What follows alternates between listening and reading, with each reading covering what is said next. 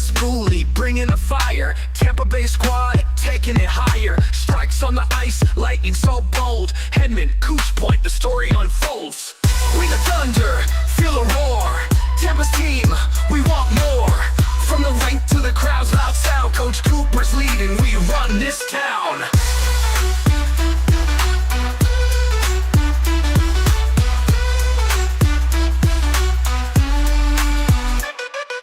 Puck drops, energy ignites, flashing bolts under arena lights. Cooch with the stick, point speed insane. Hedman locks it down, defense untamed. We the Thunder, feel a roar. Tampa's team, we want more. From the rink to the crowd's loud sound, Coach Cooper's leading, we run this town. Puck drops, energy ignites, flashing bolts under arena lights. Cooch with the stick, point speed insane. Hedman locks it down, defense untamed. We the Thunder, feel a roar. Tampa's team, we want more. From the rink to the crowd's loud sound, Coach Cooper's leading, we run this town.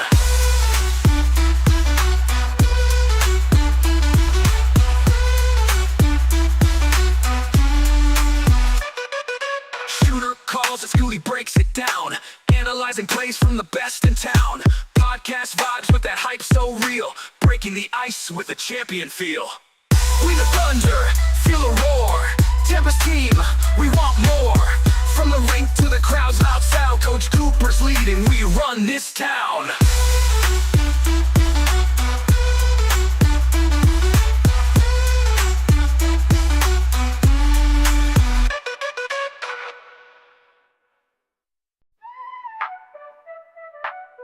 Welcome to We, the Thunder. I am Robert Shooter. My friends call me Shooter, and I'm back with Thomas Schooley. Pretty sure I'm the only one that calls him the professor. Ring the bell, school's back in. Break it down.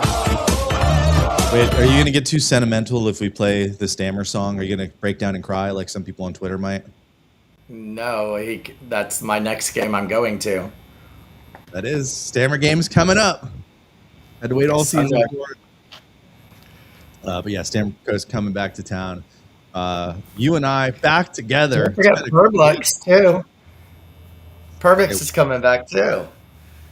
Oh yeah. We got we've it's been a couple weeks. You left me high and dry with Deandra last week, which is a tradition for us because it is a tradition with us. She comes on the show. One of us is always gone. So we kept that going with Deandra last week. Thanks again to Deandra for joining us. And then you and Tate the week before. So bad. Some of the worst shows that reviews we've ever got.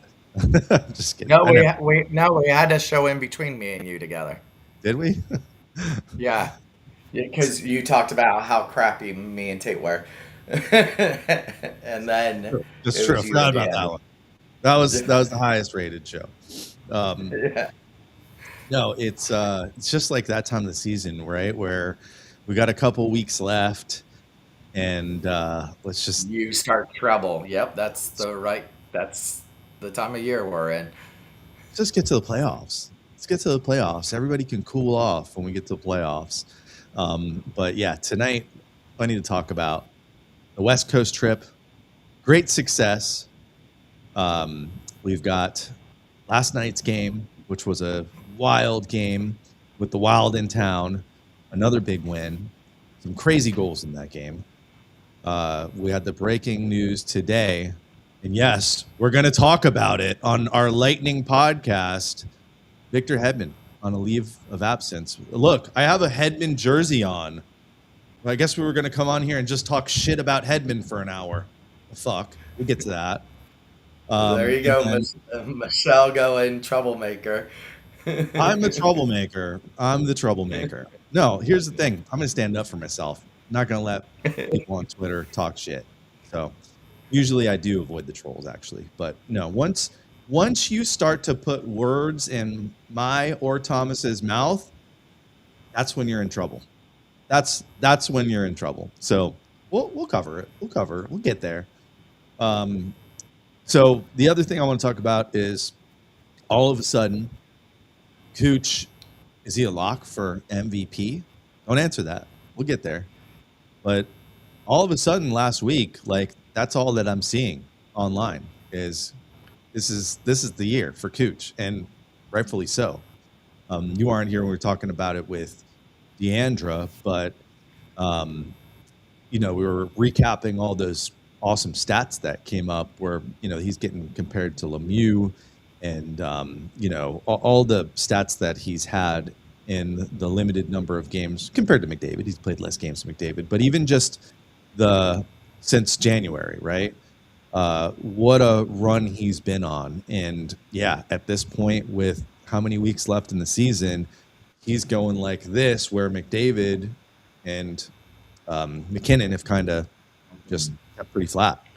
So I noticed it last Thursday, with the Oilers late night game, and that's when I really noticed, like, all right, well, Spittin' Chicklets all of a sudden's talking about Cooch, and like, best Russian. They're not saying MVP. They're saying the best Russian, that he may go down as the best Russian ever. Well, if you look at what they were talking about with points, Ovi's a great player, and Ovi's a different type of player. He's a goal scorer, right? Yep. I'm gonna sneeze. Never mind. We'll edit that out. But if you look at the actual points, and we'll take a look at it in the offseason, but if you look at the actual points, because Cooch gets so many points and all those assists in there, as long as he keeps playing for a couple more years, he probably will pass. Yeah, he should pass. If he continues this trend for another 4 years, I think is what the projection is. Because the belief is that this is Ovi's last season. So with that being, if this is truly Ovi's last season, which I think it was Tate and I who debated that I just don't see. Ovi seems to be one of those people that likes the fanfare like Fleury did, where they would do their tour, you know what I mean? Their goodbye tour. So I would think it would be one more year with the Capitals and he retires. But if this is truly his last year, then I think 4 years and Cooch could pass him if he keeps up with the same point streak. Yeah, totally. And yeah, he's got to be front runner right now, which brings up this topic. I know we haven't talked about it, but I know you've probably seen this. Move on to the screen share here. So the quote here from Hockey Forever, I guess via the Sheet Hockey. Who knows what you should believe on the internet, right? I don't think this was an anonymous person. I could have swore I saw the interview about this. I never saw anyone associated with it. Let me read it, though, because we got to remember, we do have people that listen to the podcast. They don't see everything we share on the screen. Friendly reminder, if you are a podcast listener, you should join us live, mostly on Wednesday nights. You can see what we're talking about. And actually, we post the podcast as video most of the time. So there you go. Pull up the video version. All right. So an anonymous NHL awards voter said he won't vote Nikita Kucherov for Hart because he had a 2.5 week break while everyone else was playing high-level hockey at the Olympics and came back tired. So the instant other side of that argument was, isn't that a disadvantage for Cooch, who doesn't get to play at a high level for 2.5 weeks? Michelle put it on here, and it was Jeff Merrick who said that he was told that. So, yeah. And by the way, it wasn't Cooch's decision not to play in the Olympics. Trust me, Cooch wanted to play in the Olympics. You think he wanted to play? You didn't think he wanted a break to tune up his MVP skills, which also he does not care about winning. He told me to my face. Remember, I met him last year or 2 years ago, and we talked about it because that was the 144-point year where he led the league, and for some reason that season it was McKinnon's turn to win it, is what everyone said. So, yeah, my response to this is just number one bullshit. Like, this is just an excuse of why you don't want Nikita Kucherov. to win the Hart Trophy. And it will be a crime again if he does not win it. And I don't see that happening. The way he's playing right now, the way he's just racking up multi-point games. That was the other stat that came up, like the consecutive 4+ point games or whatever that he had, and the names that were on that list: Gretzky, Lemieux, all If you time. do not follow the Lightning Insider, Eric Erlson, who we had on several times on this show throughout the years, there is every single game, there is a new stat that Cooch is owning, and weirdly odd stats sometimes, and Eric puts them out there every single game. So if you're not following the Lightning Insider, Eric Erlson, follow him on X. You can always subscribe to his newsletter also. He has great stories, but every single game he has some kind of where Cooch has passed somebody, or Cooch is only in company of Gretzky and this person and all these different things. So follow him if you haven't. Absolutely. Lightning Insider, one of the best. Also, one of the most featured guests on this show. Yep. I don't know if it's got to be him or Sonia, or like neck and neck for most times. You want me to share a little secret about Sonia real quick? Well, I was looking forward to hearing her last night, and it was she's not, any of the theme nights. Remember, she does not do theme nights. So I got a text from her yesterday, and as long as she wears the bubble wrap that I told her she needs to wear, and the Lightning play at least 3 home games in the playoffs, that will be her. Let me get the number exactly right. That will be a big home game 3 of the playoffs this year. Will be her 500th game of singing the national anthem. That sounds about right. Wow, that's cool. Hey, we should have her on the show. What's up, Sarah? By the way, I ignored the chat so much last week. I feel bad about it. It was just me and Deandra, so chat went to the wayside. I do like, I'm right's comment here. I think Kucherov is this generation's Jaromir Jagr. I think you might be right on that. He says he'll play until he's 40. I don't think Cooch will do that, though. I don't think Cooch wants to go out like Ovi is. Yeah, I get the same feeling. I get the feeling that when Cooch starts to suck, he's just going to hate life so much that he's going to be like, nah. Yep. Yeah, I think Cooch is going to go out on his own, and I think he's going to go like maybe a year when he is on the decline and he knows he's on a decline, and he's just going to be like, okay, that's it for me. I've done all these records. I've done all this. What else can I do? 2 Stanley Cups, hopefully 3 or 4 by the time, maybe 5 by the time he's done. Wait, didn't you say a couple weeks ago we're not winning any more Stanley Cups in the next 5 years or something? No, that's not what I said. That's not what I said. I said if we didn't, that's Michelle. Stephanie said, "Hey guys." What's up, Stephanie? I'm right. He'll have the ability to play at that age. He'll still be racking up points by his 40s. I don't know. He's a small guy, and he gets beat up a lot. And he's more of a physical player than people give him credit for. So I don't know. But here's the crazy part about Cooch is we really have to extend him this summer. Like that needs to get done this summer. That's like top of the list. Did you see where he also came out and stated that he studies videos of defensemen to find their weaknesses? And he knows every single NHL defenseman's weakness. Where did that come from, though? Because you don't get that many Kucherov interviews, and I don't know where that one came from. Yeah. Let's see. Michelle will probably be able to tell you before I can even get it up, but I've seen that a couple of times. There was a couple things I've seen that obviously were not true.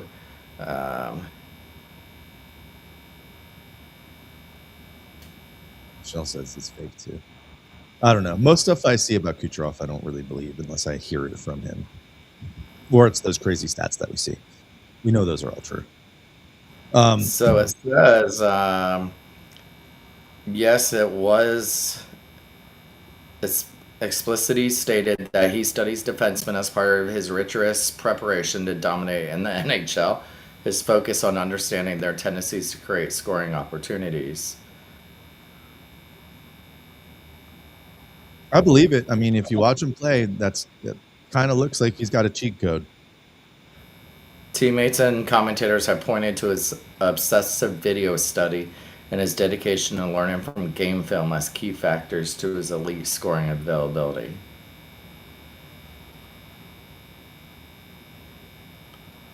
Huh. By the way, we are on Instagram today. And in Instagram, if you guys are out there watching, if you comment, we can't see it. So I'm find this on YouTube. Beverly said she believes that was a Joe Smith interview. So that's an old interview. I could reach out to him. It wasn't him that said it. Gotcha. I wonder if Joe Smith was in the house last night. Was the Wild? He was. He was. He was on that list. He made the list. I guess we'll bring that up. We'll start talking about the games. We'll go back to my screen share here. So, I do want to talk about MVP. You say yes. He wins I it. think it's his to lose right now. If he for some reason just stops the crazy streak that he's on, then maybe they give it to somebody else. But it's his to lose right now. The way that he's been playing, especially the last couple months, and McDavid and McKinnon haven't dropped off, but they haven't been able to. They won't be able to keep up pace if he keeps going the way he's going. Yeah, MVP. And what about Coop for Jack Adams? Don't let a Sabres fan hear you on that one. I think it's gonna be Lindy Ruff. No, I think here's what that should come down to. Which one of these teams wins the Atlantic? It has to be wins the Atlantic. Okay. Yeah, it's neck and neck. We've got one game in hand. They're up by 2 points. We're literally neck and neck. We've got one more game in their barn, which is going to be a huge game. And I think if you're considering those two, you give it to the guy who puts his team at the top of the division. I think that's the fair way to settle it, because I do think Ruff deserves it too. The team was garbage. Right. And now they're good. So that doesn't just happen overnight. There's a major coaching aspect of that. So you do have to give him credit, as much as we don't like Sabres fans right now. Easter Day, it's that next Sabres game is like a Monday, I thought. And it's Dingus Day, which I don't even know what that is. Another weird Buffalo thing. But here's what I wanted to show you. This is why we saw the Joe Smith thing. So it was First Responders Night last night.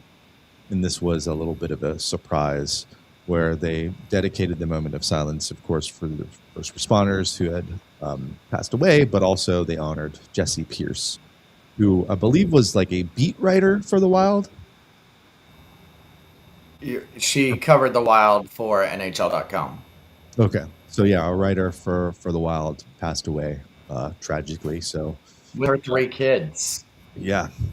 So horrible accident, and it was cool to see the team do something with the Wild in the house. They don't have to do stuff like that, and obviously that's in the press box there. Had the flowers out. No, and do you have the sheet? They actually have her listed as her own seat. No, it's a screenshot. Huh? No, this is just a screenshot. I don't have the whole sheet, but okay. Yeah, they actually had her listed as her own spot there up in the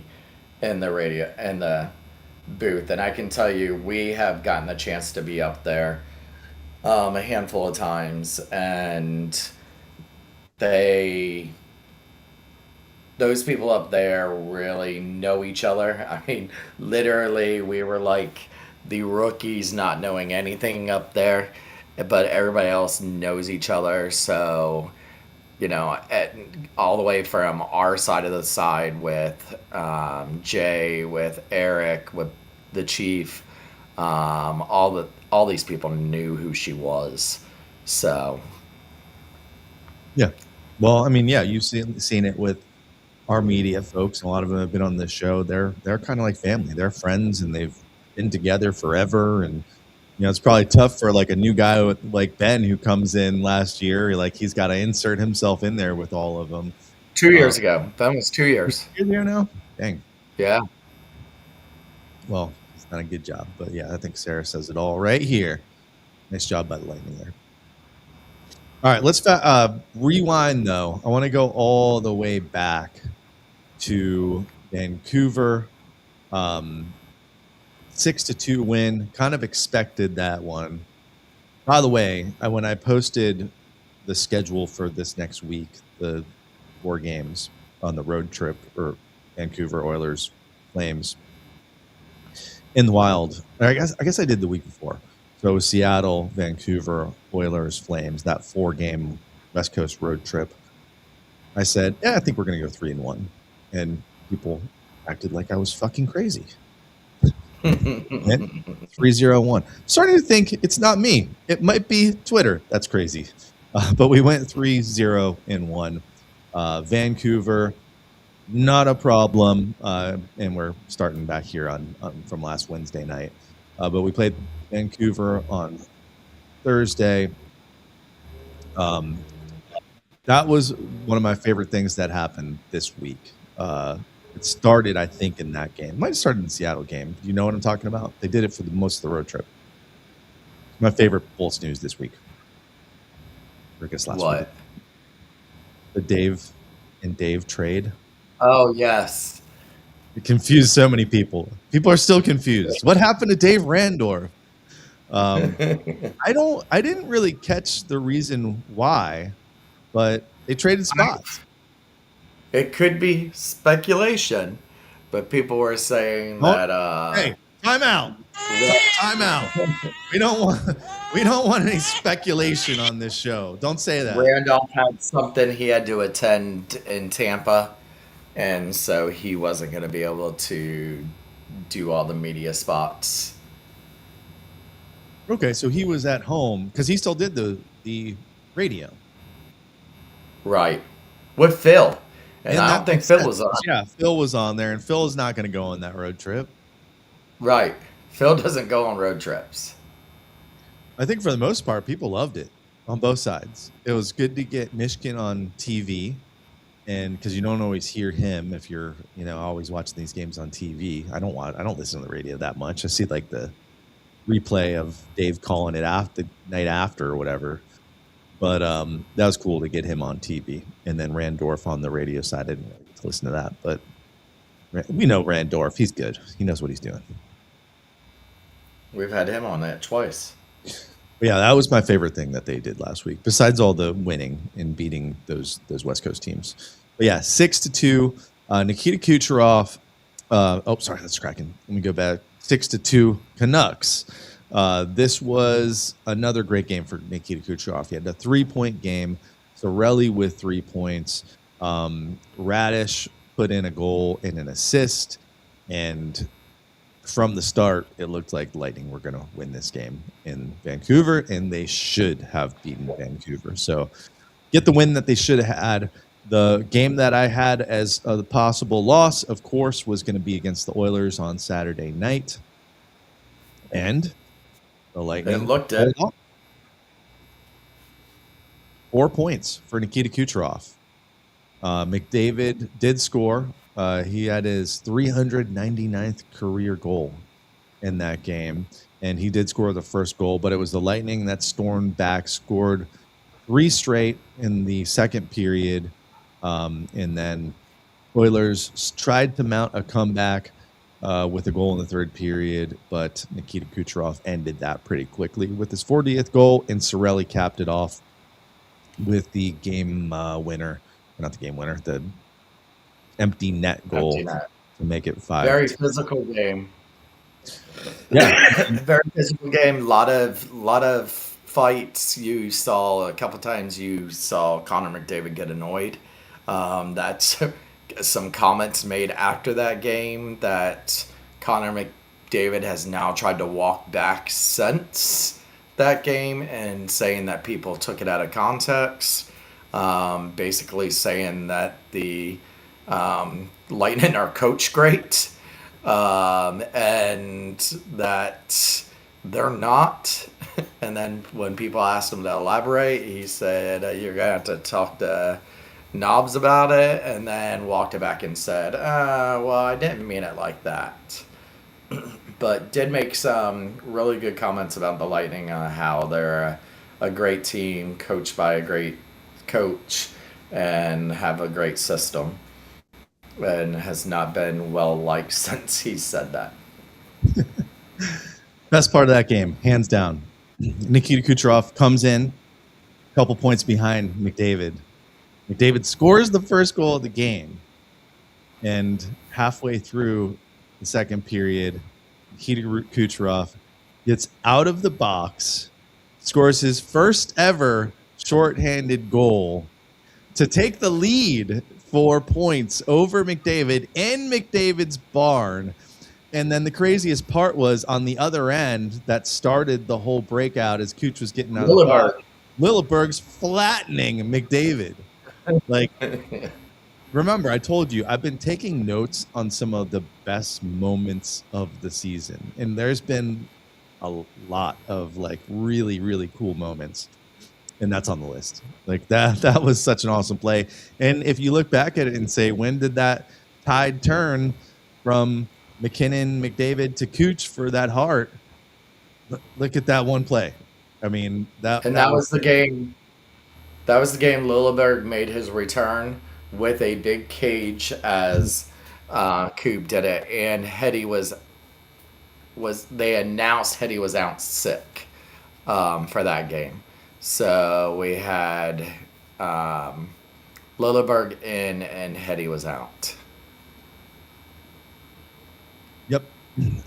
So big win there. And then, of course, back to back, JoJo goes in. People are going to blame it on JoJo. I'm not blaming it on you, JoJo.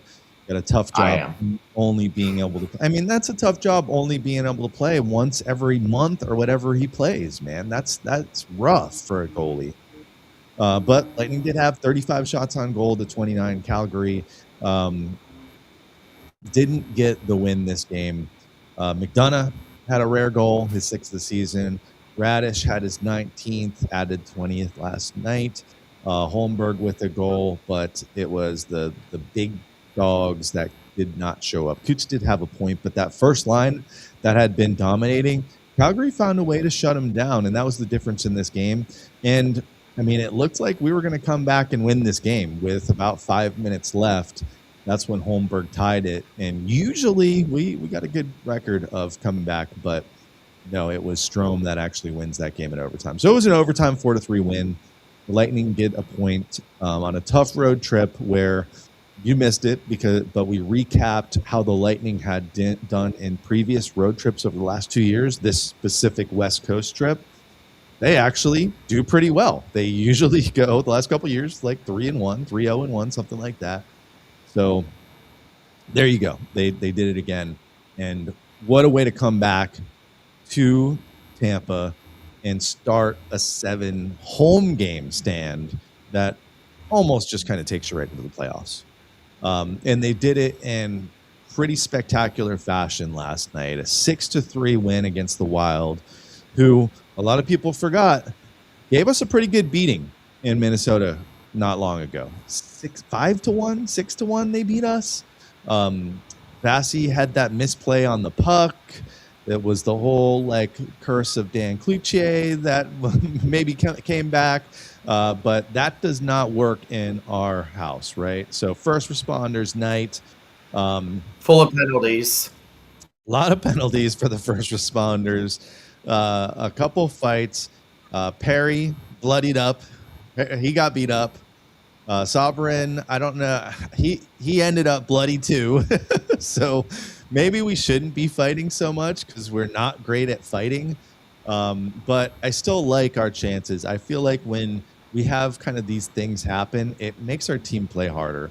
And that fight, not the Perry one, but Sabarin, that was a long fight. Have you seen a fight that long before? Not in a while. No, that was a long ass fight. Hold on, I do have that queued up on Twitter here. Let's watch this. I'm gonna mute it because we don't want to get in too much trouble. But this site, hockeyfights.com, obviously great content. Yes. It's tracking the punch. It's got a punch counter on here, but just look at the time on this. 126. That fight felt like it was at least 2 minutes and 50 seconds.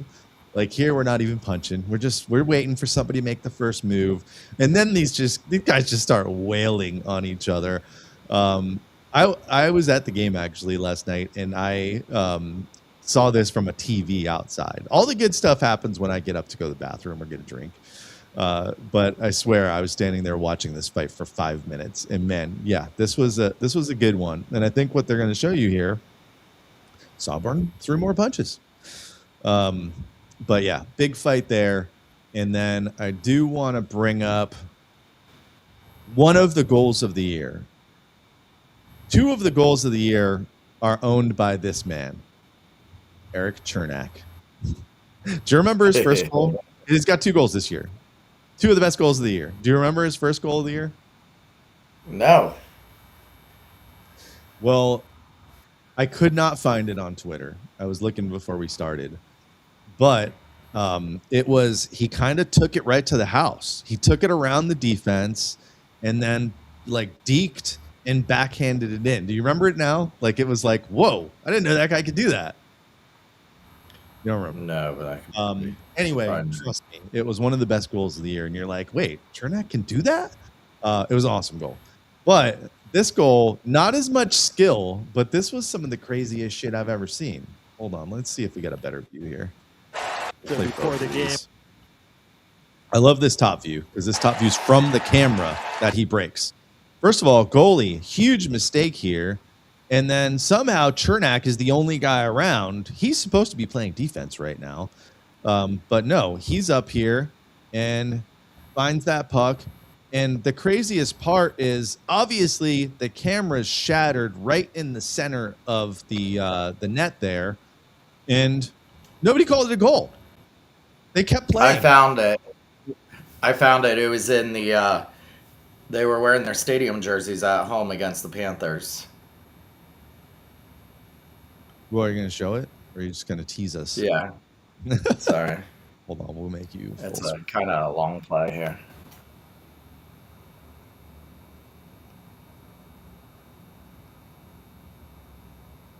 Yeah, he passes over. And then, oh, that's what it was. It was a wraparound. It was the wraparound goal. Yeah. But still, just not what you expect. It's over. It's over. Not what you expect from our guy Chernak. But I think we have a pretty good record when Chernak's playing well and scoring goals. But I loved how he was somehow in the right spot at the right time to slam that one home. And guess what? This is 3-3 in the third period with like 3 minutes left. Game-winning goal for Chernak. You got to love it. You got to love our guy, Eric Chernak. All right, so yes, 6-3 win. Bolts add a couple more goals there with the empty netters. Jake Gensel gets his 300th NHL goal from his knees. I don't know if you saw that one, but nice little spiffy play. I did. There. And there was a penalty called on the play for him getting knocked down, and he negated the penalty by scoring. There you go. And then in this game, we also went down 2-0 in the first period. So at the end of the first period, we're all looking at each other like, what's going on? And the team did not play well the first period. They did not look good in that first period. Well, but like Michelle said, Mac had a goal last night too for Minnesota. The first 2 or 3 were scored off of Lightning players. And I was listening to Michigan. I was driving home, and Michigan said Minnesota has 75 more power play minutes than they have penalty kill minutes. Like, that is insane that this team does not get called for that many penalties. And you saw it last night. There was such a difference in penalties last night. And that's a team that just knows how to get you into taking a penalty against them. Well, also, it was Kelly Sutherland last night, too. That was the ref. I don't think he likes the Lightning very much. I mean, there were some blatant missed calls in that game last night where it's like, wait, you're going to call a hook on whoever on the Lightning, like a little love tap on the hands, which is a penalty. Give him credit for that. But meanwhile, behind our net, like, I forget who got hit pretty hard behind the net, and it was just like, well, okay, we're not gonna call this one. Either way, Bolts survive against another good probably playoff bound team in the Wild. And I mean, something I did notice last night. I want to get your opinion. Now, don't take this out of context, people. I absolutely love Hagel. But do you think in like the last month or two, he has gotten an attitude where he's fighting a lot and taking penalties a lot, and that's something that he's going to have to keep the attitude, but don't take those stupid penalties going into the playoffs? I think he's probably getting a good talking to about that. Yeah, like you got to be smart about it, but like you said, you don't want him to lose that edge. Like you want him to be. And people are targeting him because they know he's going to retaliate against them. And that's probably one of the easiest. At the beginning of the season, you predicted Lilleberg was going to end up with the most penalty minutes. And I think it might end up being Hagel that ends up this season with the most penalty minutes. And a lot of it is because they are targeting him, going after him, because they know he's going to retaliate, and you're going to get that power play. Or if not, you're at least getting a good player like Brandon Hagel off the ice and a 4-on-4 situation. Yeah. Well, he's got to figure out how to control his emotions out there, which you don't want to lose all of your emotion out there, because I mean, he's the only guy who I guess maybe not now that Perry's back, but like who else on this roster is going to make a big hit, drop the gloves with somebody, and then pump up the crowd on his way to the box? Like Yanni Gord. True. I guess Yanni, but I mean, we're not seeing him do that too much. He's kind of quiet. No. Not complaining about it. He's got that role on the third line, and he's contributing by scoring the occasional goal here and there. But yeah, you do have something there. There's something to Hagel's got to be able to stay out of the box. And then the other thing is, like, he is getting targeted because it was, I forget what game it was, Vancouver or against the Oilers. Oilers.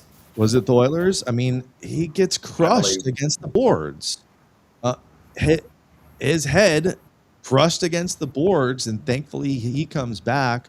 Sorelli steps up for him, drops the gloves, and Sorelli goes off hurt, and all of a sudden we're down. Our first line is now just Nikita Kucherov for a couple minutes in that game. So, geez, I mean, we know Kuch can do it all, but those were some scary moments because we do need these guys to stay healthy. We've had enough injuries where we're finally almost completely healthy. I know we still got some guys out long term, but they're not like the key players. Like that first line's been playing so well. They've been the engine of the offense that we need them. We need that in the playoffs because we need the best defensive line to hopefully try and not shut down that first line so that the second and third line can do the damage. So staying healthy is going to be key down this stretch, and then hopefully we get some of these guys back. I don't know what the status of a Crozier is with the news we're going to talk about with Hedman. Obviously, that becomes a lot more important. Roser, I think they said the playoffs, right? Yeah, but I think it's the same thing with Carlisle too, right? Carlisle could be back at some point in the playoffs. And in case you didn't hear today, we're not allowed to talk about it on our Lightning podcast, but Victor Hedman is on a leave of absence. And we will talk about that in a second. So, yeah, staying healthy and keeping Hagel out of the box. Top priorities. Dominic James, too. Dominic James, more on the offensive side, obviously. He's the other guy that will be looking to come back. Who else are we missing from injury? Everyone else is good to go, right? Yeah, Bjorkstrand was scratched last night. Oh, Dominic James. Dominic James. Yeah, I just mentioned them. I know there's a little bit of a delay. Yeah. So that'll be a huge pickup. That's the depth we're going to need because you're going to get guys that get bumps and bruises during the playoffs. All right. I guess we'll talk about it. Victor Hedman. And if you don't know why I was complaining earlier, it's because I was attacked when I saw the news for Victor Hedman in between my work meetings. I tweeted out, look at this, kind of in shock because I wasn't expecting to see Victor Hedman's leaving the team temporarily, hopefully. So I tweeted out, we'll be talking about it tonight at 9. We can only speculate about what's going on. Thomas, you think I would have pissed on this man's grave the way some Bolts fans responded to that? Like, clearly they don't watch the show. By the way, this is a Victor Hedman jersey. Do any of you trolls have a Victor Hedman jersey? Like, I'm sorry if my tweet, you couldn't read it correctly, or you don't watch the show to understand that we actually like the team that we talk about every week, and that we do post multiple times on Wednesday before our Wednesday night show, especially when there's news about the team.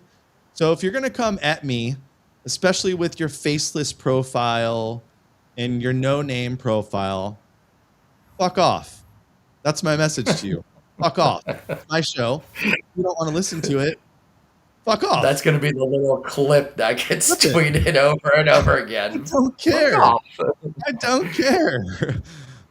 Listen, all I posted was, let me not misquote my post, but my God, you would think I'm fucking attacking the guy. Meanwhile, there's Buffalo Sabres fans actually attacking the guy in the main post. But no, we're going to go after our little podcast with these freaking losers. So I posted, wow, again, in shock, right after the news comes out. Right after, because you and I text. Join us tonight at 9 p.m. live. We know nothing, so all we can do is speculate. Who am I fucking hurting here? And by the way, you know what word triggered people? These speculate. Because all I kept saying was, you're going to start rumors. And and listen, I mostly avoid the trolls.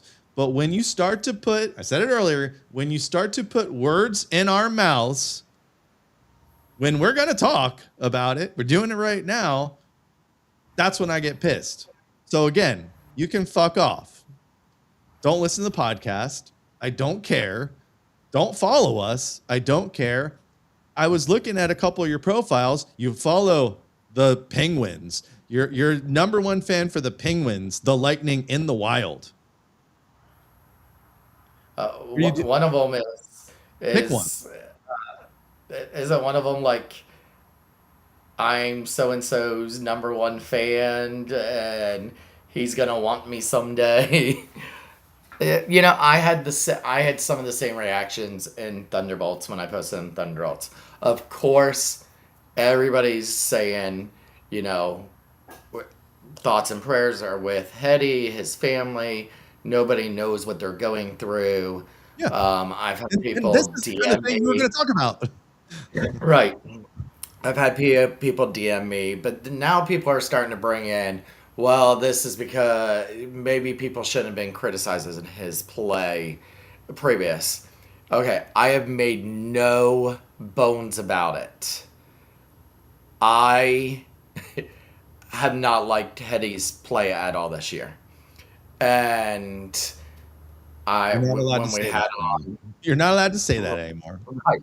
When we had Eric Errolson on, I specifically said it to him. He said, Hedman is not the same as he was. Whether he was still injured, whether whatever he's going through now, he was going through then, we don't know. And a lot of people are saying, well, this, you shouldn't have criticized his play. He may have been going through this. I'm sorry, but he was on the ice. He made the decision to be on the ice and play that game. So therefore, you have a right to criticize his play. Whatever is happening off the ice with his family, or himself, we hope things work out the best. We hope he's great. And if you know us and you've watched this show, you know that's what we're going to say.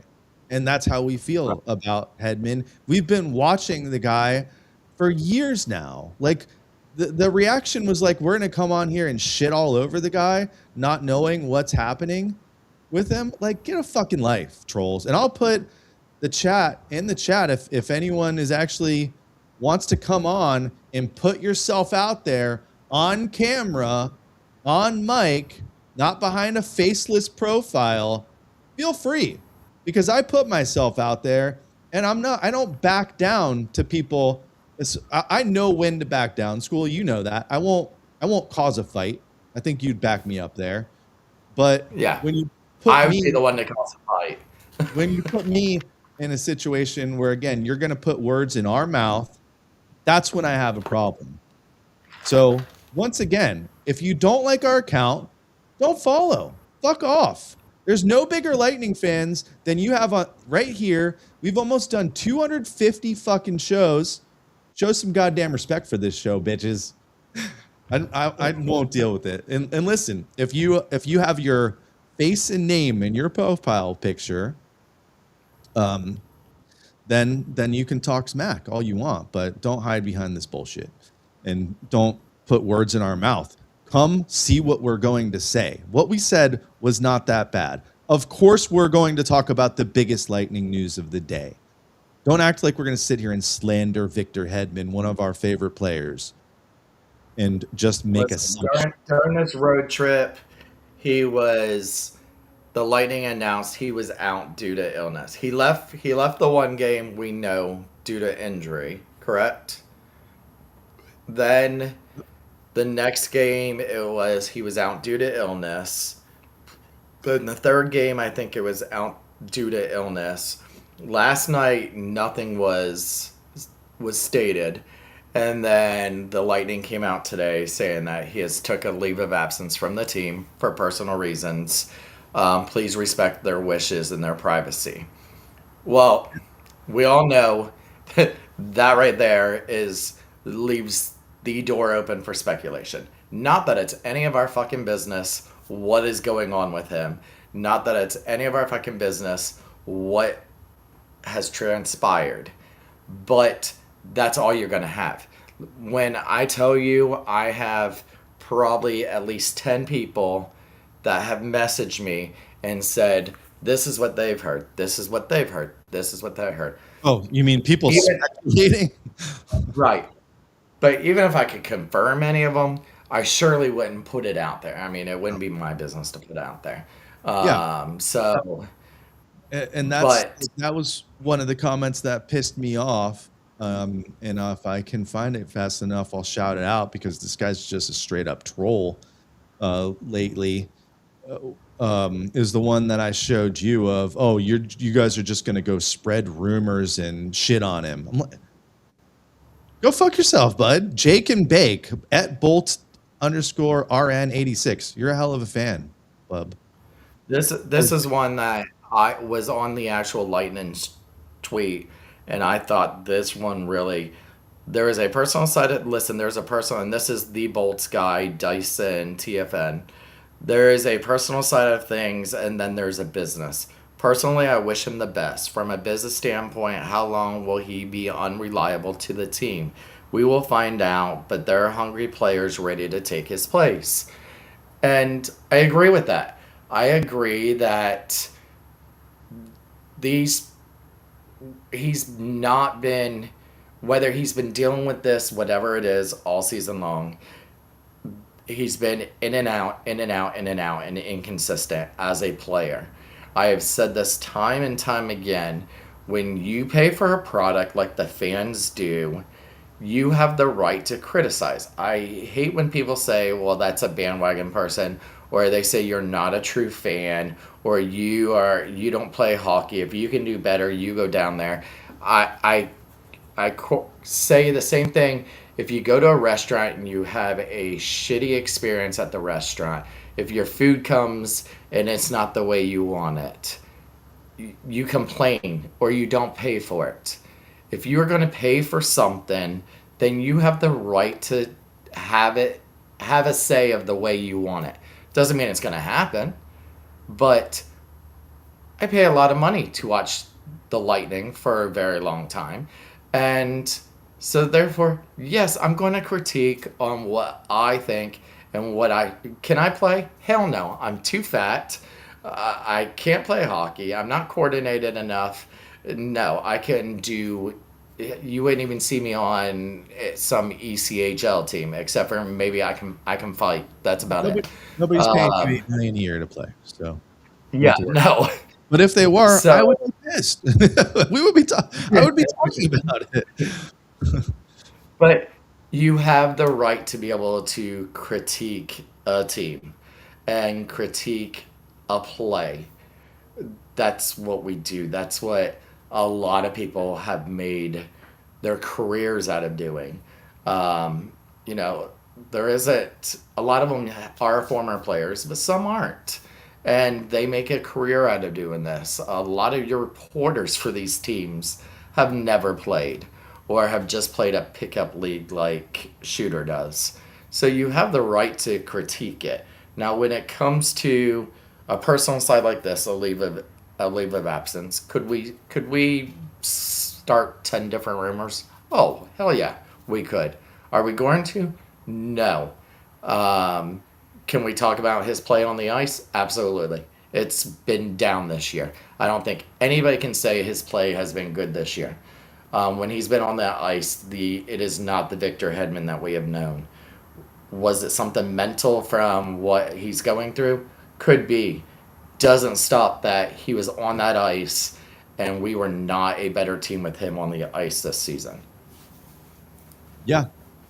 And we don't know what happened. We might not never know what happened. It might not be any of our business what happened, but we talk once a week about the Lightning. We're going to fucking talk about our captain not being on the team. Yep. 3 weeks before the playoffs. Sorry. We're going to talk about it. And I thought the statement was weird from the Lightning. If you go, and you can go search on Twitter, Google, whatever you want, go search other players that have had a leave of absence. It's not uncommon for many reasons. But here's the message from the Lightning here. The Tampa Bay Lightning announced today that defenseman Victor Hedman will be taking a temporary leave of absence from the team for personal reasons. No further details will be shared. The team asks that his privacy be respected at this time, which we will do. But usually when you see a temporary leave of absence, there's some sort of clue. Not always, but it's very, very, very, very rare that you don't get anything. You even hear and see You from usually say a player has entered the assistance program. You get something. It's very weird. And honestly, it is kind of worrying that they don't want anything to talk about it, or they don't want to talk about what it is or why. And it really could be anything. It really, really could be anything. So you do want to be careful about what you say with it. But the reality is, it's been a really rough season for Hedman. I see Sarah's comment, and I'll bring that up in a second. And I saw another good comment I flagged here from Kyle that we'll talk about in a second, Kyle. But the bottom line is the Lightning need to figure out a way to play without their captain temporarily. I don't know what that means, how this happened. Listen, it could be a personal reason. It says it's personal reason. That personal reason could be the Lightning said, we're going to scratch you next game. And Victor Hedman said, fuck you. Like, we don't know. And again, we know nothing. That's probably not it. But either way, Lightning are without their captain. And I don't know. You got to expect him to be back by the playoffs, right? Well, if he's not, it's going to be win it for Hetty. You kind of like, and this is not saying this is what Hedman went through, but when they were in the bubble and Stamkos' wife had the miscarriage and Stammer left the bubble and the team was playing for Stamkos, and then he ends up coming in, scoring, tears his core muscle, and then goes back out. That whole playoff bubble-ish was all about win it for Stammer, win it for the miscarriage that they ended up having. So could that be what Hetty's going there? We have no idea. We're not speculating that's what it is. But I'm saying if he's not able to go for the playoffs, I gotta imagine that's going to be the team motto is win this for Hedman. The only bright side of him being out is this team has learned how to play without him. We've been better without him this season. We have played more without him this season than we have with him this season. So they know what they need to do. Could this be something that the Lightning knew was coming, and this is why they picked up Corey Perry? Maybe, because we talked about that was that voice in the locker room. He's the veteran voice in the locker room. So maybe this is why they picked up Corey Perry. We don't know. Yeah. So, again, we hope whatever is keeping Hedman away from the rink is not a bad thing. And he has had a tough season, right? Getting hurt, having surgery, coming back for the Olympics. I mean, honestly, I think he got benched by his team, by his country. I think he got benched for the USA game. Before that game. So, and I still want to say it's because of injury. I think he's had nagging injuries because when I asked Deandra or we talked to Eric and we talked to the people that are in those rooms, they don't give away anything, but don't you kind of get the sense that he's more hurt than we know about? Yeah. Like from Eric and them. So, and like we've talked I about. just thought it was odd that the Lightning came out. The last thing we heard about Hedman was he was out due to illness. That was the last report they came out and said about Hedman before they announced this today. Instead of saying he was injured, it was an illness. Yeah. And again, is it, well, guess what? You're going to show up as a scratch on Thursday night. And like, if I'm Hedman, I'm pissed if I'm healthy enough to play. Was there a difference between the team? Because let's get it straight. The Tampa Bay Lightning are not this squeaky clean organization that we all want to believe they are, right? We've lost players in the past on certain things. Marty St. Louis. Oh, and guess what? Did you listen to Mike Calta this morning? No. Mike Calta mentioned people in PR and the Lightning, none of them are there anymore, he said, we're trying to get him to rally a campaign against St. Louis on his first trip back after that trade. So let's not all sit here and pretend that the Tampa Bay Lightning are this, golden child, squeaky clean organization that does everything right, because it's just not true. So anyway, we don't know what happened. If we find out what happened, it'll probably be when all you guys do. So we hope he's fine. We hope he's back soon. We hope everything is good on the personal front with him. But the way that that's worded and the way that it came out of nowhere, it could be anything. Mm-hmm. I'm not worried about it. You can't be. We got other guys to put in the game there, and we know we can win without him. But what's the comment you saw that you liked? Sarah, I feel like with all the time away from the team, from his surgery, getting injured in the Olympics, his head wasn't where it should be. He didn't look very happy at the Buffalo game a few weeks ago. Not the same Hetty I remember from years before. Yeah, 100%. I think most of us have seen that all season long. Just not the same player. Looks physically different.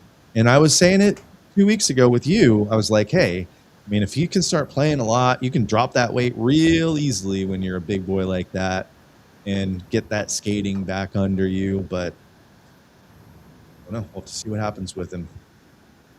So anyway, get well, Eddie. Yeah, you can speculate 900 different things, whether the captain got too much for him, whether we noticed he's gained weight, whether it's something with his family, an injury. And the Lightning had to have known, and Victor Hedman had to have known that all these speculations were going to come out, all these rumors were going to come out when they did that statement. Obviously, that was a statement that Hedman wanted out and the Lightning wanted out. They definitely wouldn't have done a blanket statement like that without clearing it with Hedman and his camp first. So it's going to be interesting. Who knows if we'll ever find out? It Maybe could be he just comes back. He just comes back and says, "I'm back, bitches," and all of a sudden he scores a hat trick. Or, someone speculated tomorrow he retires. You don't know. So it's going to be, huh? On our own post that we were shamed for speculating. By the way, tons of people speculating. So, yeah, from the craziest stuff. Like, he's still upset that the dog died. What was it? Harry passed away. Harry. That might be a stretch to like horrible things. But anyway, moral of the story is don't take it out on us. If there's lightning news, we're gonna talk about it and we're gonna speculate. It's a fucking podcast, and we happen to be doing a show on the same night. So again, fuck off. It's my show. I do what I want. Schooley's show too. He does what he wants. And Matter of fact, Shooter was trying to find things to talk about tonight. He was like, "I don't know what to talk about," and I was like, "Well, let's talk about the Cooch, where the guy said he won't vote for Cooch. We can talk about this." And he's like, "Oh yeah, good." And then all of a sudden, this announcement came out, and I sent it to him, and I was like, "Well, well, well." And he's like, the Lightning. Trust me, the Lightning know we do a podcast on Wednesday nights. They know we were going to talk about this tonight. Yeah, and guess what? They can't stop us from talking about it either. So yeah, and how many podcast networks have tried to get us to join them? Plenty. A lot. And guess who still runs the show? We ain't firing ourselves. So you can try to get us canceled all you want, but try a little harder because we barely did shit. I'm sorry you're so sensitive. Anyway. By the way, congratulations to John Cooper, who 13 years ago today was hired as the head coach of the Tampa Bay Lightning. The picture you posted was crazy. Same hairline. Yeah. It's gotten grayer. That's what blew my mind. Oh, right there. Same hairline, just grayer. That's what I'm hoping for as I get older here. So 13 years ago, he took over for who was the coach? Do you remember? Shut up, Michelle. The coach was Guy Boucher. Boucher, yeah.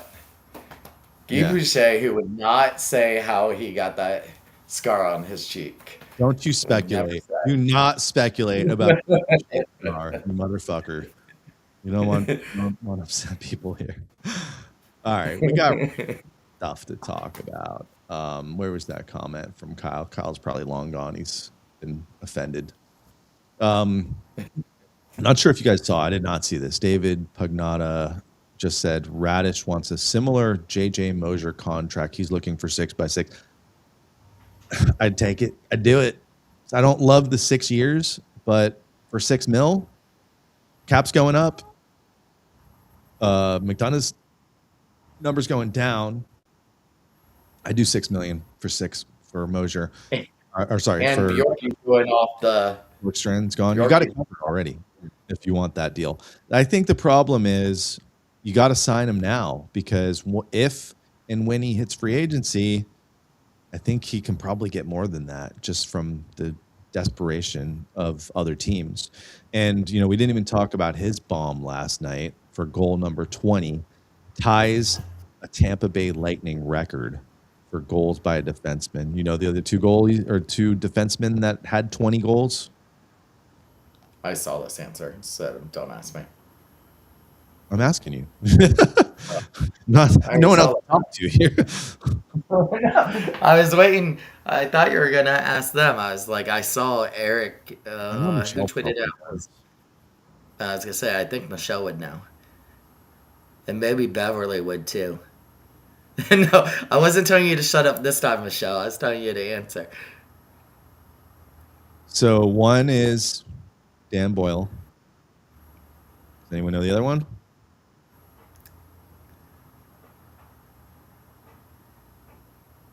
There you go. Victor? No, was Victor Hedman? I don't think that's right. Was it? Hetty had 20 goals. I didn't think he hit 20. But okay, I believe you. All right, so yeah, great season goes on for Radish. He's been scoring again the last couple games. Defense has tightened up. Destou's looking pretty good out there. Hitting our stride just in time. 6 games now at home. That does not include last night's win. Let's pull up the schedule here. And then we'll talk about the games next week, and then we're going to play a little game before we get out of here. So let me pull up my schedule while Thomas burns a heater on the balcony. No, I'm not.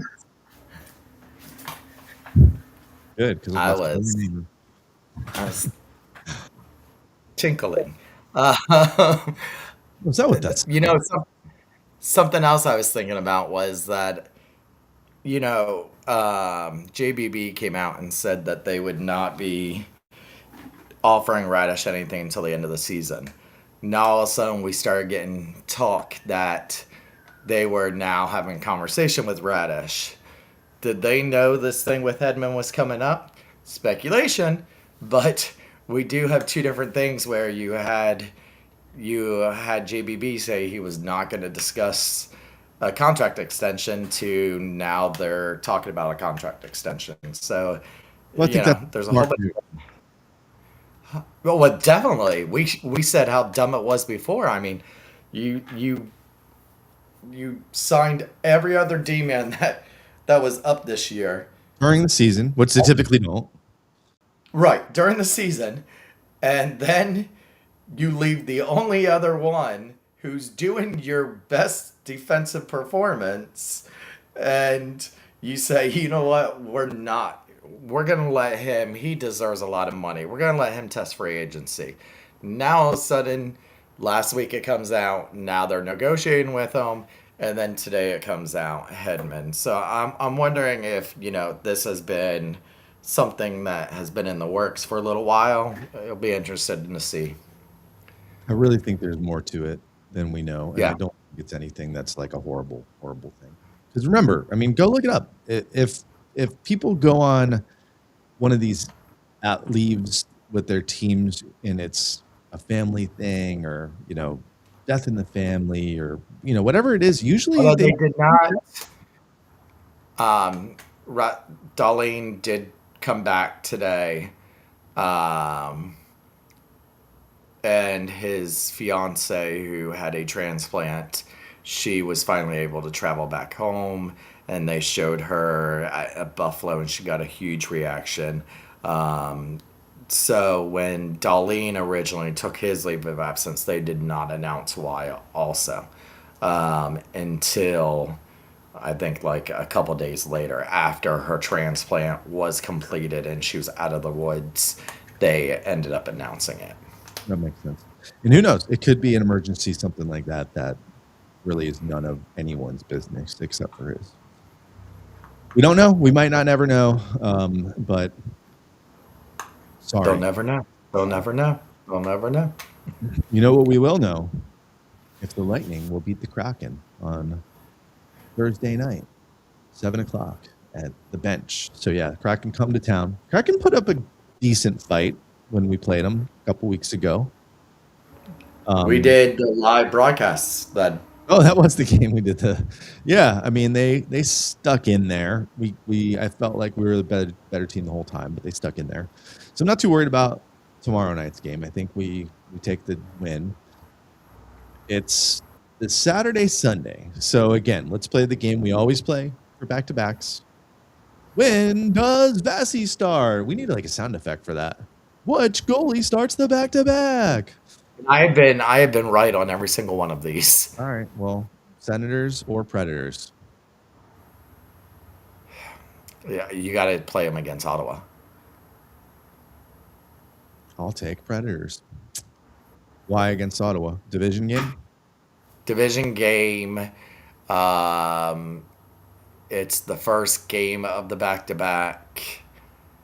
I don't think you put in him against a Western Conference team, and with a team as hungry as Nashville is right now to hold on to that playoff spot, because they have been surging into that playoff spot and have been scoring a ton. And with you then playing another conference game with the Canadians on Tuesday, I think you stick with that.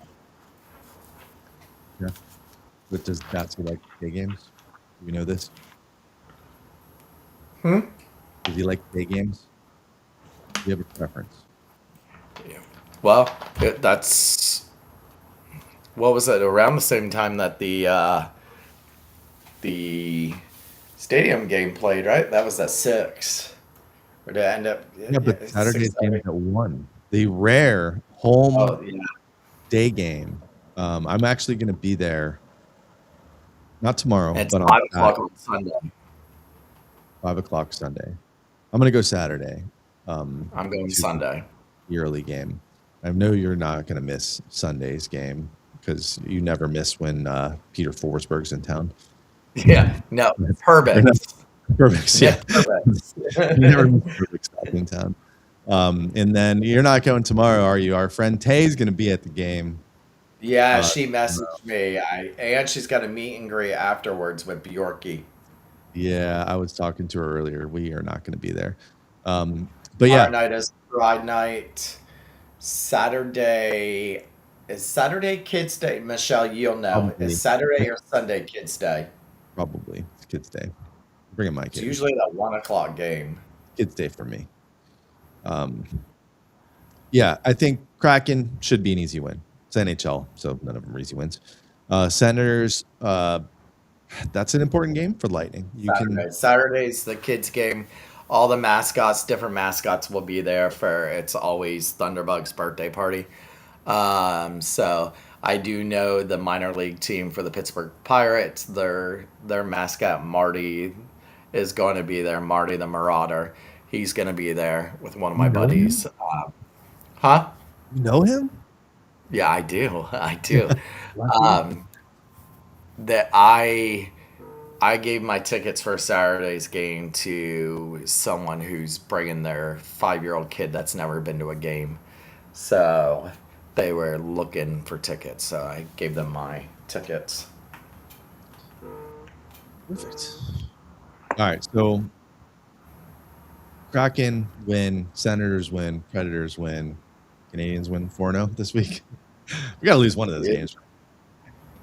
Yeah, I think we lose to Nashville. That's if you're gonna lose one, it's got to be Predators or Kraken, because Senators, you got a good chance to put one nail in the coffin. I honestly think we might go 2-2. I think we win the first 2 and maybe lose the last 2. That Canadian game is going to be tough too. Marty St. Louis has turned that team around. That will be a good game. I think they match up well against us, and we haven't really played them that much this season. I feel like we must have a couple more games against them. Well, actually, We don't have many No. games left at all. Yeah, we do have one more. So yeah, I think we only played the Canadians once already. We beat them, but remember that was the game they were coming back strong and just ran out of time. So they do play us well. But we'll be back April 1st. So before the Pittsburgh game, in between the Canadian game and the Pittsburgh game, April Fool's Day. We will. I have block party that day. Just an FYI. All right. Well, I'm glad we're Thomas's second favorite podcast. Well, because of all your speculation, I had to pick a new favorite podcast. Do you think Hedman will be the guest? No, he already has been this year. All right. Let's play this game and let's get out of here. All right. I told you not to watch at least the end of last week's episode because And I did not. Leandra, God bless her, she bombed it. She bombed it. She would tell you the same thing. And listen, to her credit, Boston just beat Buffalo in overtime, so Buffalo still gets 1 point. So now Tampa holds it over them if they win out. That head-to-head matchup on, I think, April 4th is going to be really that will be the big. key game in Buffalo on Dingus Day. I don't even know what that means, man. I don't know. I've been called a dingus a couple times. No, actually, my niece used to call my nephew a dingus. So is it a Buffalo thing? Easter Monday, Smigus Dingus. Dingus, a celebration held on Easter Monday across Central Europe and then small parts of Eastern and Southern Europe. What? It's a Polish-American celebration held on Easter Monday that marks the end of Lent with joyful water-based traditions signaling spring, fertility, and cleansing. It is heavily celebrated in cities like Buffalo and South Bend, Indiana by splashing water and using pussy willow branches to Jesus. celebrate culture and heritage. So the pussy willow is for the fertility, I'm guessing. So this is like when all the Buffalo people come out of like their hibernation from the winter and the snow, like see the sun for the first time in months in the pussy willow. Yeah. And get pregnant. Yikes. Okay, Dingus Day. We'll talk more about Dingus Day before the next on the next show. All right. So this was a theme game, and again, Deandra, she failed this one. But listen, we were on for over an hour. She was running late because she had a late meeting that ran over, so she was like super tired, and she was like just done with it. So, but I wanted to see like, did I just make this too hard? So I wanted to see if you can actually pass the test here. So this is a game where you need to tell me, because last week was St. Patrick's Day, day after St. Patrick's Day when we did the show. I'm looking for 3 teams on the left-hand side that have green in their logo. And then on the right-hand side is teams that from the past. So one of them is a current team. Their original logo has green in it. The other 2 are teams that have moved to different cities and they've changed their name and logo, but the original logo has green in it. So start thinking about green logos and start spitting them out. The Wild. The Wild is number 1 on The Stars. The Stars. Okay, so it wasn't too hard. So they're on both, right? Weren't the North Stars? Didn't they have green in their I logo didn't count too? them 'cause we got Dallas, and I did not count any San Jose, 'cause that's teal. Technically is teal. Okay. The last one on the left is hard because it is a current team, and it's not. You don't think green when you think of this team. It just happens to show up in their logo in a very. Don't anybody tell me. I don't think we're going to do this one. Vancouver? No. Nope. Did Vancouver have? No. Current logo. Let's see. Current logo. So Mighty Ducks, no. You want a hint? Sharks, sure. They've been around for a long time. Thanks. Original six. Some would say originally part of the 6 teams. So Blackhawks. Blackhawks don't have orange. I mean, have green. Rangers don't have green. Hold Montreal on. don't have Hold green. on. You got it. Oh, the Blackhawks. Oh, and their feather. Oh, okay. The green and the feather. So that was a tough one. So two easy ones, one not so obvious. All right, now go to the other side. One, remember, one is the original logo of a current franchise, and then 2 that have moved and relocated to different cities, and then they changed their logo. Nordiques. No, green is the color we're looking for. But the teams are no longer around, right? For 2 of them? Well, they moved. Technically, They the moved. they're in spirit. They changed their names, though? Yes. One of the teams still wears this color and logo, though, which is weird because it's a totally different city. And it's not the Stars, so it wasn't the North Stars. Nope. Technically, they would fall under that list, though, but we got Dallas on there. Let me think of... Classic logo. Classic. One of my favorites. So much so that I have a shirt with this logo on it. Caps? Green is the color we're talking about. I know, but you were a Caps fan, so I'm like, who would you have that was a Caps fan? I would not wear the team that this is currently called, but I will rep their old school team. What teams have moved? Quebec Nordiques. I played with them in NHL 94 on Sega Genesis.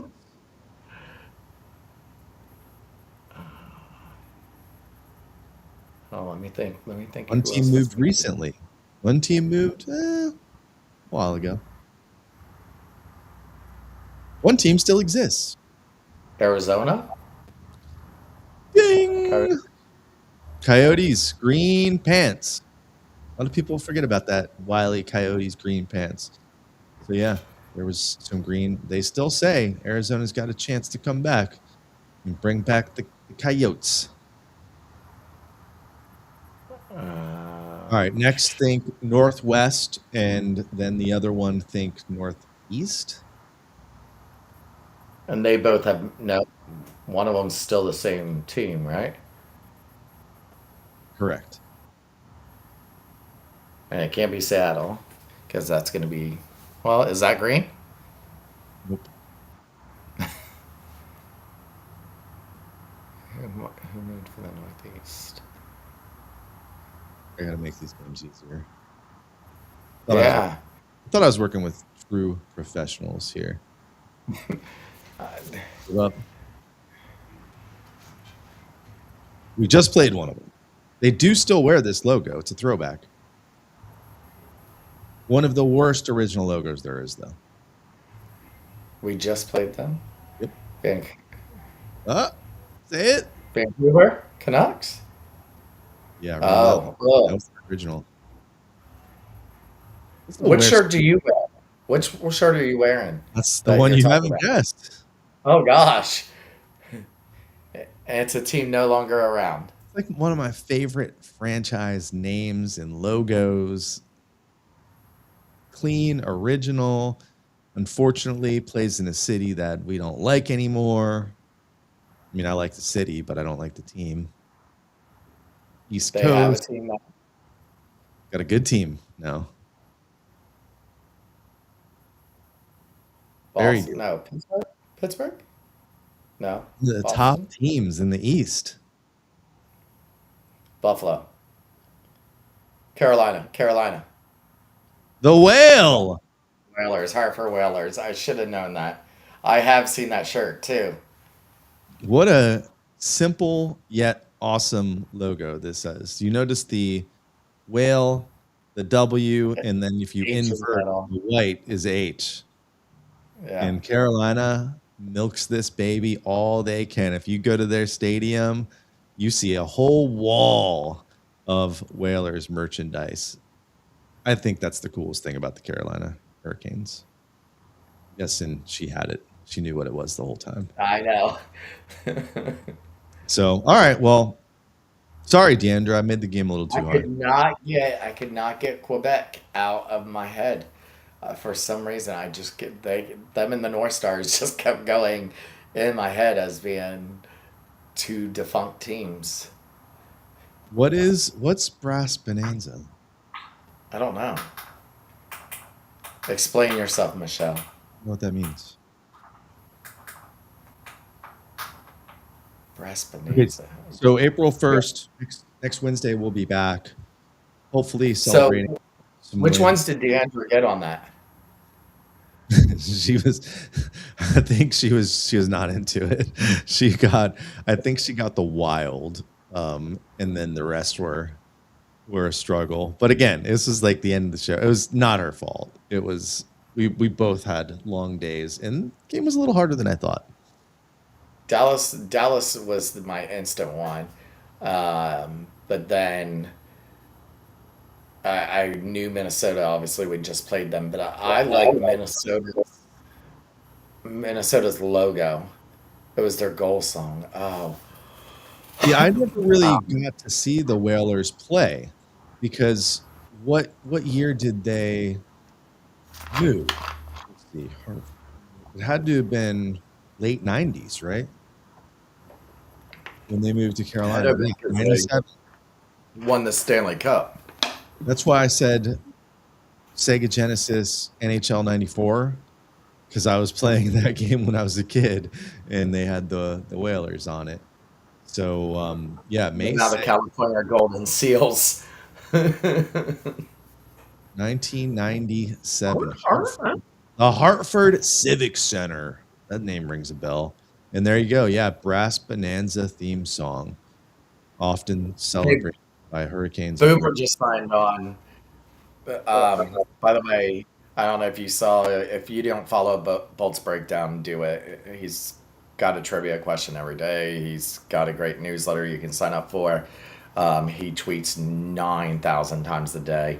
I don't think Never I have speculates, though. He does not speculate like we do on this I don't show. think I have anybody that I follow that I have all their tweets shown to me that tweets more than he does. And he will talk to every Bolts fan, non-Bolts fan today who is making fun of Biz. So follow him. But Boomer, we were talking about Shooter's going to be out a lot, especially during the playoffs. So I want to see if you can fill in for some of the shows for Shooter, especially now that everybody hates him since he wants to speculate about Hedman. The Penguin AZ 43-52. I'm curious if that's a Penguins fan in Arizona. I hate that AZ has no hockey team. I'm with you. I think they need one back. Does Arizona get their hockey team back in the next 5 years, or I think that ship sailed? 5 years, no. It's going to be Atlanta, and either Atlanta and Houston or Atlanta and Quebec. You know, Atlanta will be they've already said it will definitely be two. They will not do these 1-and-1s anymore. So it'll definitely be two teams. But then And what do you Atlanta. do? Do you change the playoffs though? Like you're getting a lot of teams at this point. Well, and now you're also extending the season. Um, Atlanta, you can't get too big, but I think you have to grow whether you're moving a team or expansion. But I don't see any teams right now in financial difficulties. Everybody seems to be having $1 billion teams right now. So Atlanta is almost a give me to have, and then the second city has been rumored to be Houston or Quebec. Yeah. Well, until Arizona figures out the whole arena thing. Maybe the Panthers because I hate them. Trust, you could get a good case 5, 6 years ago about moving the Panthers, and maybe after they get eliminated this year and they don't do so good next year, you might see the old Panthers of old. By the way, Vancouver right now is the only team that's been eliminated from the playoffs. But Toronto and Florida Panthers are very close from mathematically being eliminated at the playoffs. So is We will Seattle. we will celebrate. We will go live as soon as that happens and celebrate that. We were talking earlier today. Detroit has taken a dive down the standings and moved themselves out of a playoff spot right now. And they were ones that were kind of, I thought, would be scary this season. Well, they did it again. I mean, they lasted longer this season, but they seem to be like one of those teams that plays well during the regular season and then things fall apart when it matters. And Oh, there you go. Rangers were just officially eliminated. There you go. yep, saw that one coming. They probably should have traded some more players, especially Yeah. since they put out that letter that they're going to be trading players, and then only made a couple moves. But yeah, there it is. I don't know if this is updated with the games that just happened, but it is 72 games played for Buffalo now, just 3 points ahead of us because they did get the overtime point for making it to overtime. So we've got the space to catch them. Montreal, who got that head-to-head, which will be a big game because that's a 4-point swing for whoever wins that game. 88 points. So we've got 5 on them. They're also only sitting at 70 games. And then So Buffalo can max out 116, Tampa 117, Montreal 112, Carolina 118. So Carolina's got the whole Eastern in their hands. Pittsburgh 107, Columbus 109, Boston 108, Detroit 106, Islanders 105, Ottawa 107, Panthers 97 was the max they can max out. So right now you have Buffalo, Tampa, Carolina, Montreal, Columbus, Boston, Pittsburgh, and Ottawa all fighting for that. Detroit, the max they can do is 106. And the Islanders have been also sinking themselves. They lost a couple. They haven't been doing great. yeah, but you know what I don't like about that is they're the last team to potentially get in here is that is a nightmare matchup for the Bolts. We Ottawa. did not play the Islanders well this season. I was at the game in New York where we lost. Sorokin's just killed us, and then they won 2 here. Yeah. Against us. Yep. So I don't want that matchup. Give me Boston. Give me Ottawa. Yeah, this is going to change. This is going to change. You know what's pretty interesting about this, though? We talked about this in past seasons. That goal differential is always the tell of who the good teams are. Because if we went back a couple weeks ago, you're going to see some of these teams that are up in making the playoffs, but that number does not lie. It did for Washington this year with the +9. But like the teams that are in or going to make the playoffs are all well above that plus-minus differential. And guess who's number 1 in the East on that list? 62, +62, the Bolts. Let's go Western Conference. The West is just a freaking shit show, Schooley. I don't know if you're aware of what's going on over there, but you can make the playoffs by barely winning any games at this point. Yeah. You're in the Pacific. And look at that. There's that differential. The number 1 team, the Ducks. And I was expecting the Ducks to have a good season this year. Still, are they good? They're -5 in that plus. Ducks over Edmonton and Vegas. Nobody had that on their bingo card. Look at the points. 79. 79 puts you not even close to the playoffs in the East. It's a little not fair. It's a cakewalk for Colorado and Dallas. I put Minnesota. I don't know if Minnesota's got what it takes to get to a final, though. You think Quinn Hughes is going to put them over the edge? No. It's Dallas. It's Colorado. I still won't count out Edmonton. They're going to have Draisaitl back. The playoff experience really matters. We know that as Bolts fans, so don't count Edmonton out. I don't. Well, does it though? I mean, Yeah, we've had playoff I mean, experience and been eliminated. We've been eliminated first round for how many years in a row, and look how much playoff experience we've had. good point.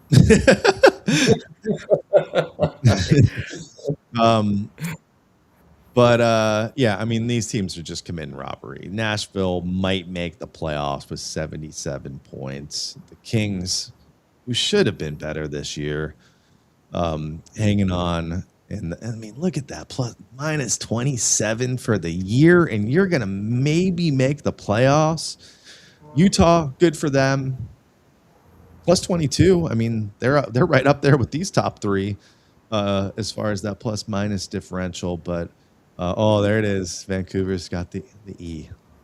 Minus 80. Man, we gotta really cherish some of the moments that we've had this last 10 plus years where we are not down here, and we haven't even really been close. We're lucky. Yeah, I mean, to think, and this is why when people say about Cooch with against McKinnon and McJesus, look at the teams they play in the West compared to the teams Easy.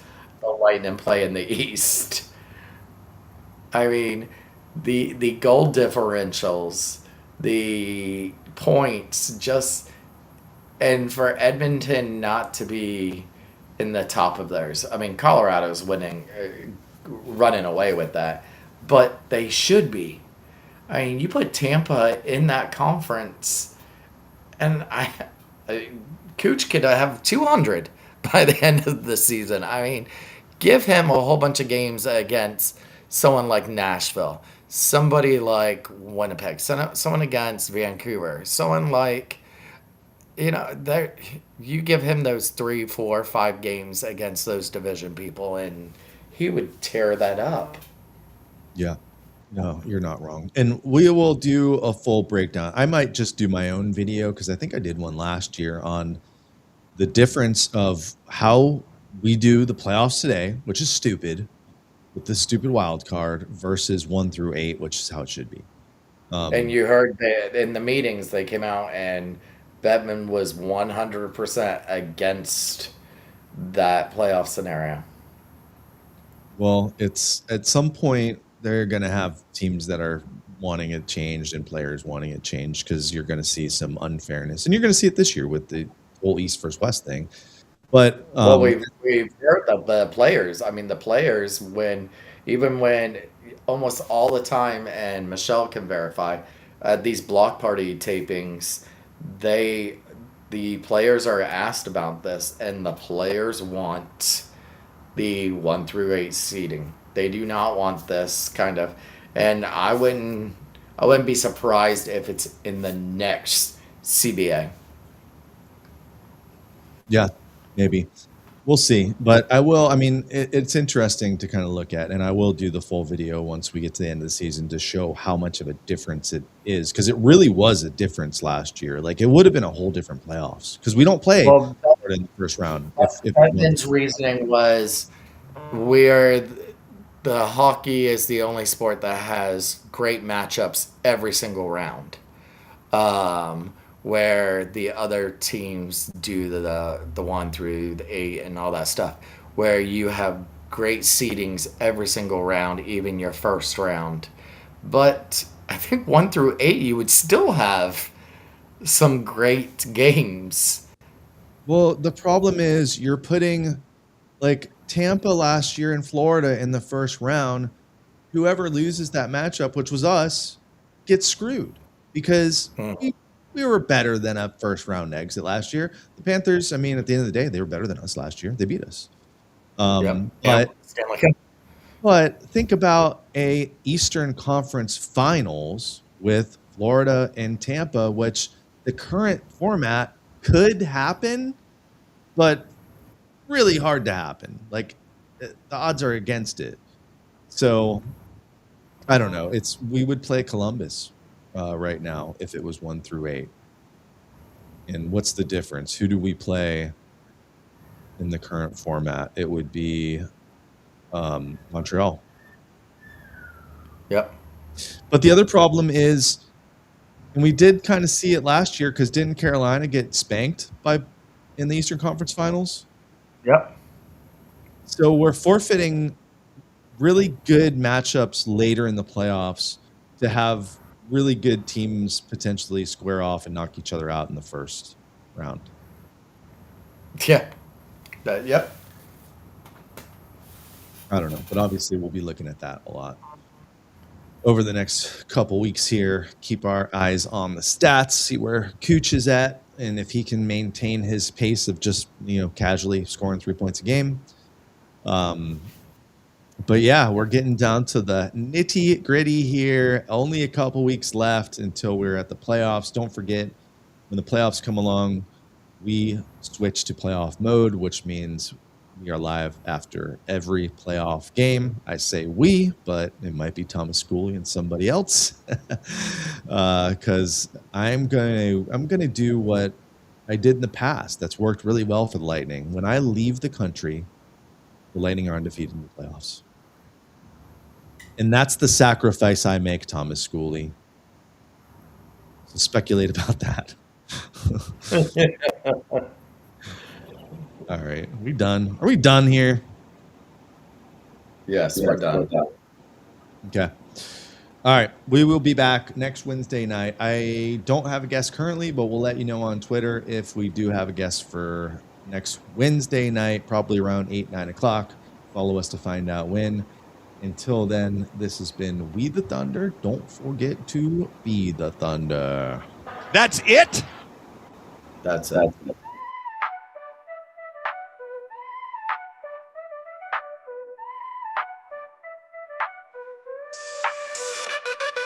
Shooter and Schooley bringing the fire. Tampa Bay squad taking it higher. Strikes on the ice, lightning so bold. Hedman, Cooch point, the story unfolds. We the Thunder.